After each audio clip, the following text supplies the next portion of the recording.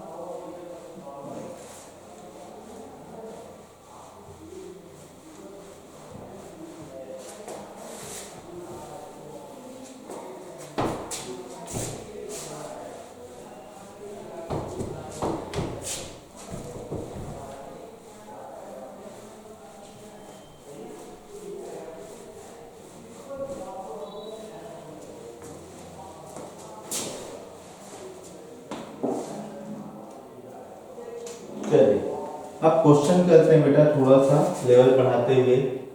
Late vector x be a vector, ठीक है, in the plane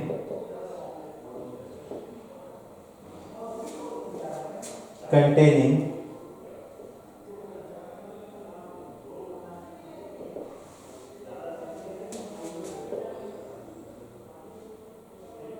vectors a 2i minus j plus k cap and vector b is equal to I plus 2j minus k cap if vector x is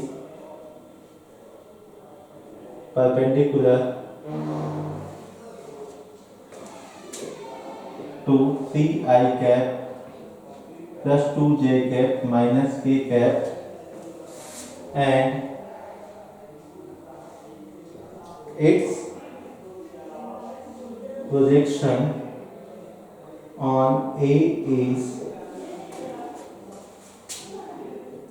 70 root of 6 upon 2, then the value of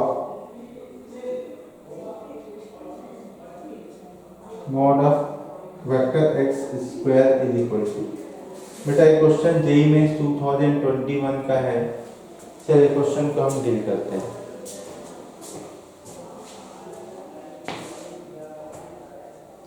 ठीक, अब देखो बेटा, जब भी आपके पास ऐसे question आएगा, मैंने आपको कल क्लास में भी पहले बताया है कि जब भी आपको वेक्टर के क्वेश्चन आएंगे बेटा, जो बोलेगा वही करना, एक्स्ट्रा ज़्यादा दिमाग मत दौड़ाना। क्या बोला गया बेटा, ध्यान देना, सॉल्यूशन स्टार्ट करने जा रहा हूँ मैं। Let vector X be the vector in the plane containing this and this vector. ठीक है, आपके पास एक प्लेन है बेटा, इस प्लेन पर एक वेक्टर x है, ठीक है, और साथ में आपके पास वेक्टर a और वेक्टर b भी है। ठीक है, दोनों वेक्टर साथ में। तब ध्यान दीजिएगा, यहाँ तक लिखने के बाद, यहाँ तक पढ़ने के बाद एक चीज समझ में आया कि यदि एक आपके पास प्लेन है जिसमें 3 वेक्टर है बेटा, अपन किसी भी एक वेक्टर को 2 अदर, ठीक है, क्या कर सकते हैं, लीनियर कॉम्बिनेशन के फॉर्म में लिख सकते हैं। अभी थ्योरम पढ़े हैं ना, तो यहाँ हम लिख सकते हैं बेटा vector x is equal to lambda times of vector a plus mu times of vector b, हम लोग इस फॉर्म में लिख सकते हैं। ठीक है, अभी देखो बेटा, vector x is equal to lambda times of vector a क्या है आपके पास 2i minus j plus k cap plus mu times of c plus 2j minus k cap, ये आप लिख लीजिए बेटा। अब एक काम करिए, इसको ना फाइनलाइज करिए, वेक्टर x मतलब कंपोनेंट्स के फॉर्म में, मतलब ij के फॉर्म में लिखे।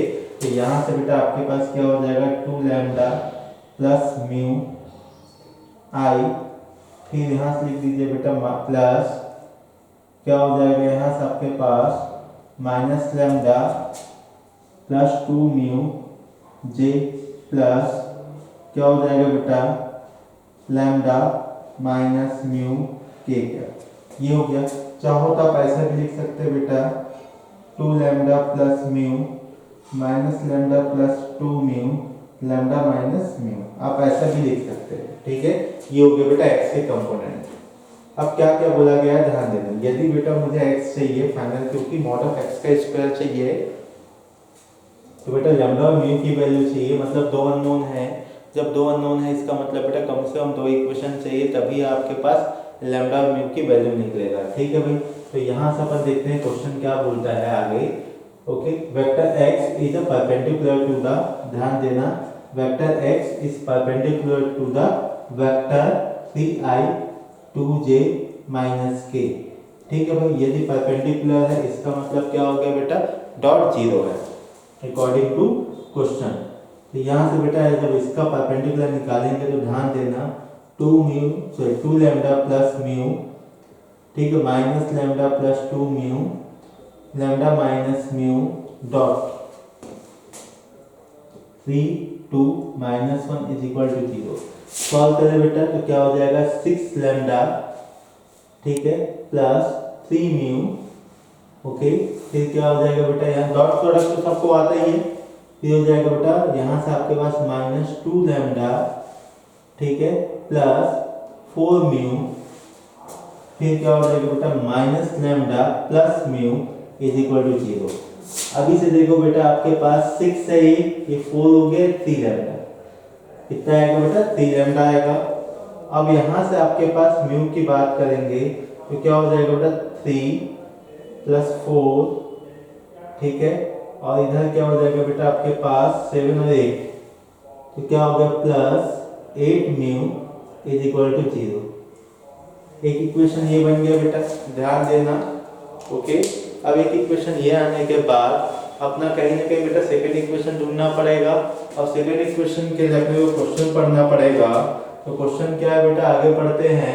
It's projection on A, it's projection on A, ध्यान देना वो कितना दिया गया बेटा 70 रूट ऑफ 6 अपॉन 2, ठीक है, ये दिया गया है, एक बार चेक कर लेते हैं। ठीक है, अब देखो बेटा, तो यहाँ भी क्या आपके पास x क्या था, 2 lambda plus mu, okay, minus lambda plus 2 mu, फिर से बेटा लैम्डा माइनस म्यू, a क्या है आपके पास, वेक्टर a है आपके पास 2 माइनस 1 1, और नीचे क्या हो जाएगा बेटा आपके पास रूट वाला 2 का स्क्वायर प्लस माइनस 1 का स्क्वायर प्लस 1, तो ये किसके इक्वल है बेटा, 17 रूट 6 अपॉन 2 के इक्वल है।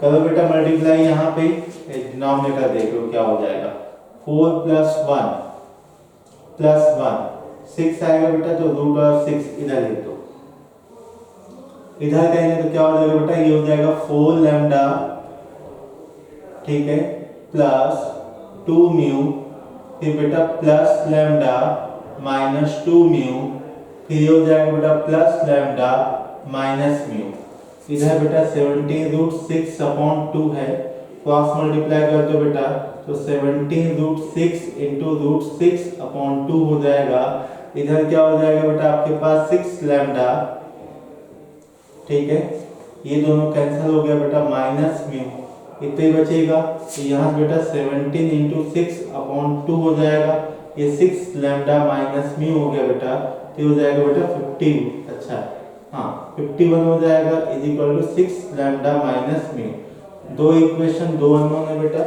दो इक्वेशन और दो अननोन है, मैं जब दो इक्वेशन दो अननोन की बात कर रहा हूँ तो आप कोई भी एक मेथड लेके सॉल्व कर सकते हो, ठीक है, चाहे आप विलोपन लो मतलब, ठीक है, एलिमिनेशन मेथड लो या प्रतिस्थापन सब्स्टिट्यूशन मेथड या क्रॉस मल्टीप्लिकेशन, आपके ऊपर है, ठीक है। तो दो इक्वेशन के यहाँ लिख देता हूँ बेटा, 3 lambda plus 8 mu is equal to 0, 6 lambda minus mu is equal to 51। इसमें बेटा 6 का मल्टीप्लाई करते हैं और इसमें करते हैं बेटा 3 का, तो जैसे ही करोगे दोनों कैंसिल हो गए बेटा, ये 48 माइनस कर रहे हैं ना, तो ये माइनस, ये हो जाएगा प्लस, ये हो जाएगा माइनस, ठीक है, ध्यान देना बेटा, ये आपस में दोनों कैंसिल हो जाएगा, ये 48 mu plus 3 mu is equal to minus 51, ये हो गया बेटा 51 म्यू इज, अच्छा 51 इंटू 3 आएगा ना, ओके, इज इक्वल टू क्या हो गया बेटा, माइनस 51 इंटू 3 हो गया, तो म्यू की वैल्यू आएगी बेटा -3, यदि म्यू की वैल्यू -3 तो लैम्डा की वैल्यू क्या आएगा बेटा, आप एक काम करो यहाँ लग दो, तो प्लस हो गया बेटा 48 मतलब 8, लैम्डा की वैल्यू 8 आएगा, तो यहाँ से बेटा x क्या क्या आएगा, ध्यान देना, आप वैल्यू पुट अप करो बेटा, 2 लैम्डा प्लस म्यू, तो 16 माइनस 3, तो क्या आएगा बेटा आपके पास, यहाँ से देखने वाली बात है फाइनल, ठीक है, करते जाओ, देखो क्या क्या आएगा, 2 mu plus, sorry 2 lambda plus mu, ये हो गया बेटा 16 माइनस 3, तो क्या हो जाएगा 13, फिर क्या हो जाएगा बेटा 8 माइनस 6, तो -14, फिर क्या बेटा यहाँ से 8 प्लस 3 11, ठीक है, ये आ गया। अब आपसे क्या पूछा है, एक काम करो, मॉड ऑफ x निकालो, तो रूट ऑफ 13 का स्क्वायर प्लस 14 का स्क्वायर प्लस 11 का स्क्वायर, अब ध्यान देना बेटा इसका स्क्वायर निकाल दो, तो ये हो जाएगा 169 प्लस 196 प्लस 121, ठीक है, ओके, आप इसको आगे कैलकुलेट करना बेटा, और कैलकुलेशन करने के बाद, ठीक है, आपको मैं फाइनल आंसर बता देता हूँ बेटा, यहाँ पे आफ्टर कैलकुलेशन के बाद आपका आ रहा है 486, क्या है बेटा, मॉड ऑफ x का स्क्वायर क्या आएगा 486, ये आपका फाइनल आंसर है, ठीक, आई होप आपको समझ में आ गया होगा बेटा, ठीक है।